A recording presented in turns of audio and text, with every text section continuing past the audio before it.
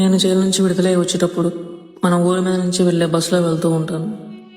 నువ్వు నా కోసం ఇంకా ఎదురు చూస్తూ ఉంటే మనం ఎప్పుడూ కలుసుకునే చెట్టు కింద ఒక దీపం వెలిగించి పెట్టు అని ఒక అబ్బాయి తను ప్రేమించిన అమ్మాయి కోసం ఉత్తరం రాయాల్సి వస్తుంది. ఎందుకంటే 14 సంవత్సరాల క్రితం ఆ అబ్బాయి అకారణంగా జైలుకి వెళ్తాడు. ఆ అమ్మాయి అబ్బాయి కోసం ఎదురు చూస్తూ ఏడుస్తూ ఉంటుంది. అది చూడలేకపోయిన అమ్మాయి తండ్రి ఆ అబ్బాయితో, నీకేమైనా అయితే ఆ అమ్మాయిని చూసే దిక్కేవారు, నువ్వు వచ్చే వరకు ఆ పిచ్చిది ఒంటరిగా బ్రతుకుతానంటుంది అని ఆ అమ్మాయి వాళ్ళ నాన్న ఆ అబ్బాయికి చెప్పగానే ఆ అబ్బాయి ఏడుస్తూ ఆ అమ్మాయికి ఉత్తరం రాస్తాడు. నువ్వు ఎవరో ఒకరిని పెళ్లి చేసుకొని సంతోషంగా ఉండు, లేదు నా కోసం ఎదురు చూస్తూ ఉంటాను అంటే నేను వచ్చే సమయానికి మనం ఎప్పుడూ కలుసుకున్న చెట్టు దగ్గర ఒక దీపం వెలిగించి పెట్టు. ఆ సమయానికి దీపం వెలుగుతూ ఉంటే నువ్వు నా కోసం ఇంకా ఎదురు చూస్తున్నావని నీ దగ్గరికి పరిగెత్తుకుంటూ వచ్చేస్తాను, లేదు అంటే నువ్వు పెళ్లి చేసుకొని సంతోషంగా ఉన్నావు అని ఆనందంతో తిరిగి వెళ్ళిపోతాను.